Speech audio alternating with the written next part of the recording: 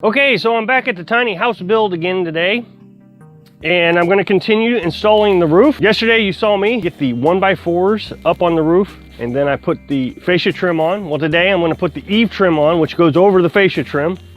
A lot of trim. Carolyn is making significant progress on her project. So I've been telling you that she wanted to buy pallet board so she could put it on the walls. And so here she is, making a lot of progress.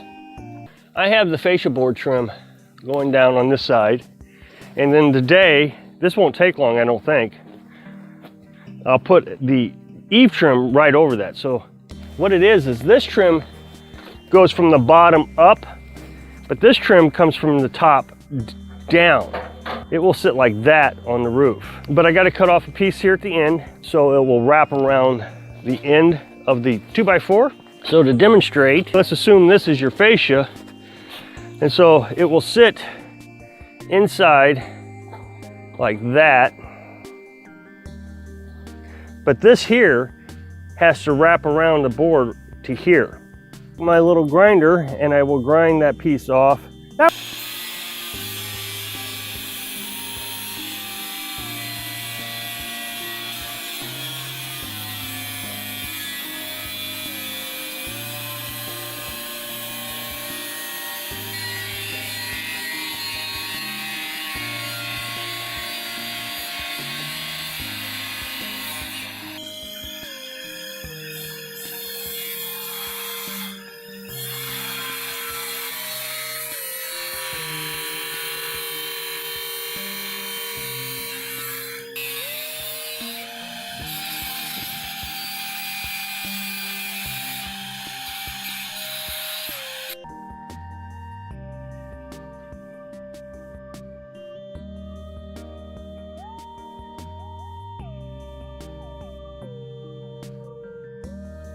Okay, so now you can see how this wrapped around that board.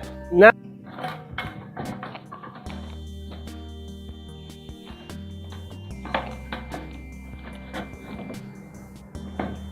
so I put that up there to show you, hopefully you could see that the trim is cut at a 90-degree angle. But the roof is larger than 90 degrees. I don't know what it is, 110. When I was down at Dad's house, we had the same problem on his roof. The eave trim, you actually have to take a piece of board, lay it on the corner there, and you hammer it down to bend it out so it will fit appropriately on the eave trim. Now, this came from the manufacturer that he bought it from. He called him up and says, it doesn't fit. You gave me a 90-degree bend, and my house is not, it's larger than 90 degrees. And that's the instructions they gave me, was to pound it down like that. So that's what I'm going to do here. Okay, I don't know how well you're going to be able to see that on the camera, but I've been able to flatten it out a little bit. I tell you, it sure does mess it up. It doesn't look as nice when you have to do that.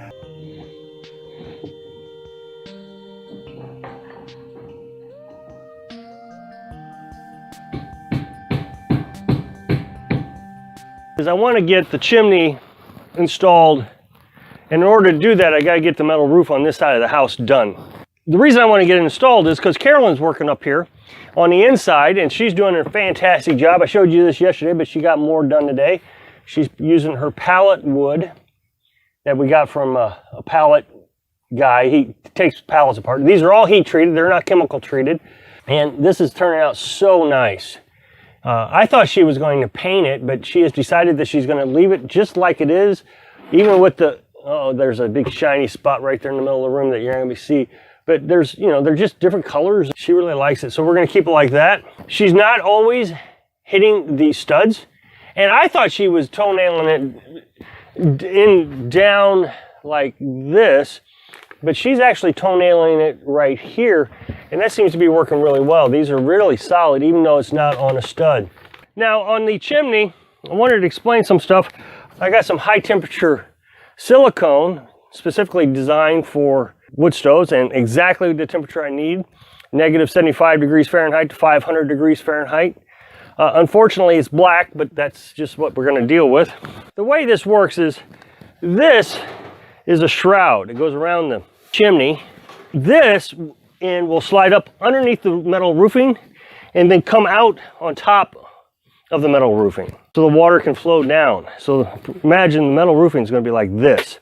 So that means you got to cut the metal roofing like this and slide it up in there.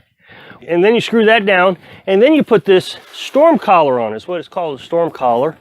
You put that down over it, and this you have to silicone like that. And that keeps the rain from draining down into the house.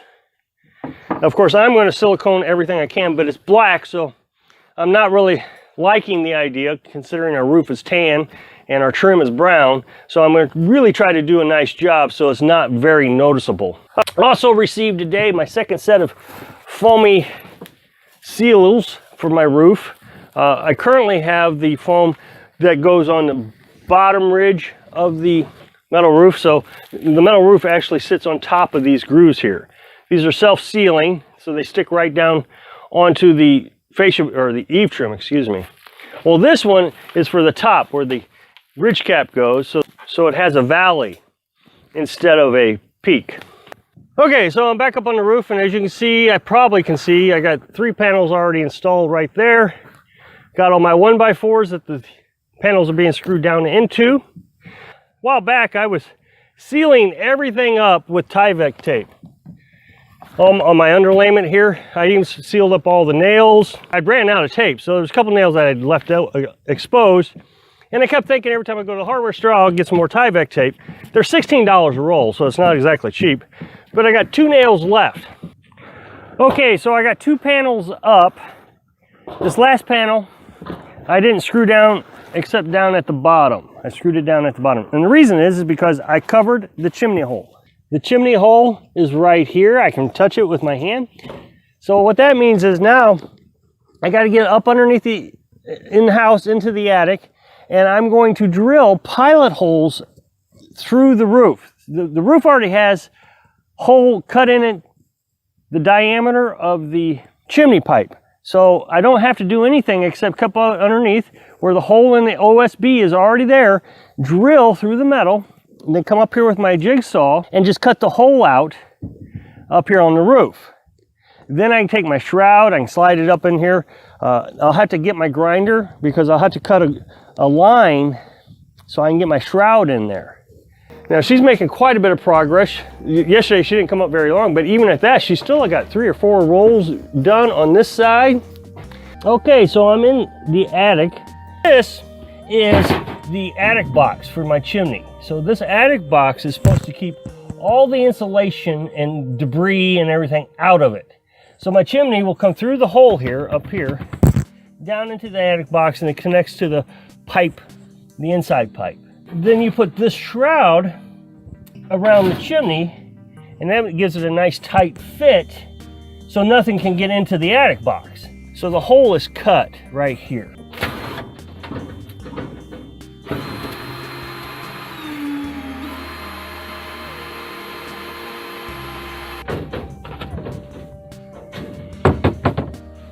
All right, so now you can see that I've drilled my holes here. Okay, so now I'm up on the roof. I've got my holes drilled. Hopefully you can see that. Right there. Got my holes drilled right there. Now earlier I was telling you I still had the piece of OSB that I cut out. So I can put this OSB there and just make sure that everything's on pace and working out well.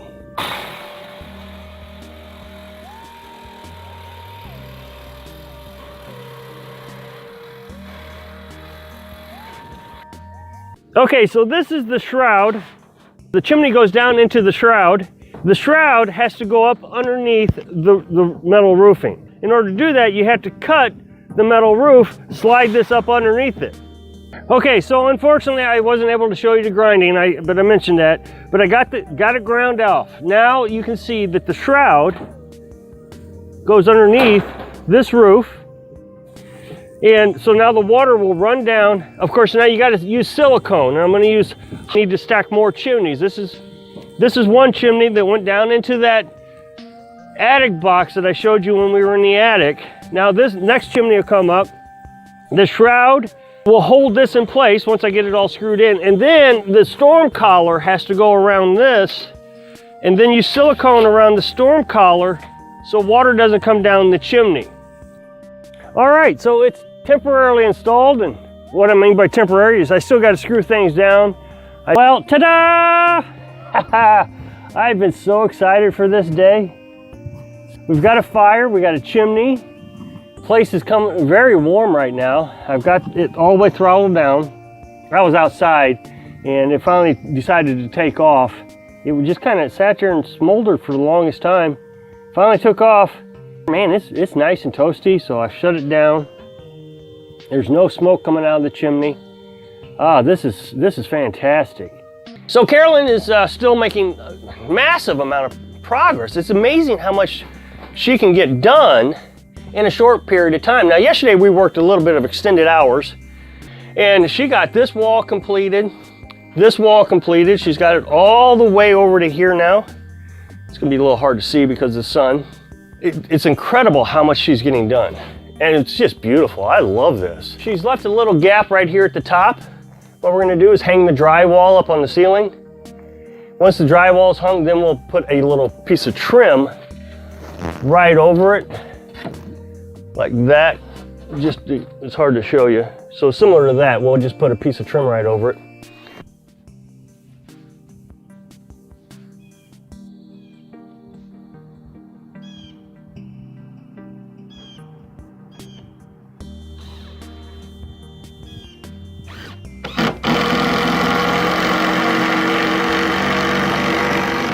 Okay, so I got all the pallet wood down. Let's go up into the attic because I want to check to see if we had any leaks in the attic yesterday. Like I said, we had severe thunderstorms last night. It downpoured really hard. I don't see any leaks down here, but of course, you know, I got insulation up there, so that may have stopped any water that... Okay, so I'm up in the attic now. The first thing I wanted to check out was the chimney. The first thing I wanted to do is see if there was any water around it. Now, I've looked inside here, inside the attic box, and there's no water anywhere. I felt around, everything's dry. So that's excellent. Now, just kind of looking around initially, I don't see any leaks anywhere.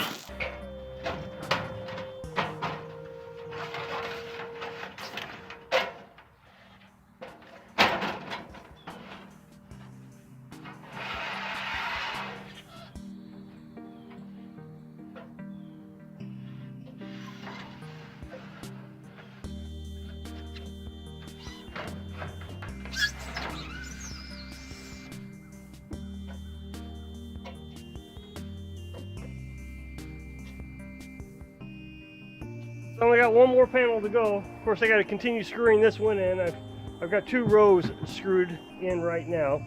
So you should be able to see here that I got a screw on each side of the hump. Whoops, I missed one. But I'm supposed to have one on each side on the bottom and top row.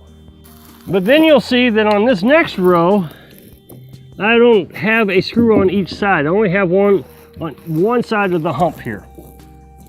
Now you're supposed to do that on all sections except the bottom and the top. The bottom and the top is supposed to have one on each side of the hump.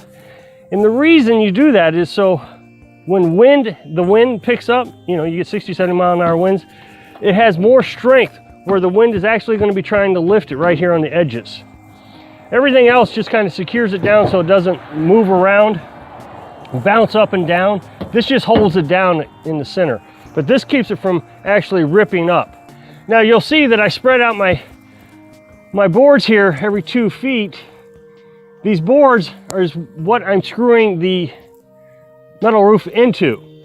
Now you can also do that underneath inside the house, but that's a lot more cutting because you have to cut each board in between each truss or raft or whatever you're using. It was just easier for me to do it this way, being one person. Okay, so now I have what I'm calling the fascia trim, which it doesn't have a name, so it's pointless, and the gable rake. I went from the bottom up, and then the gable rake comes from the top down. This way, the entire 2x4 is being covered.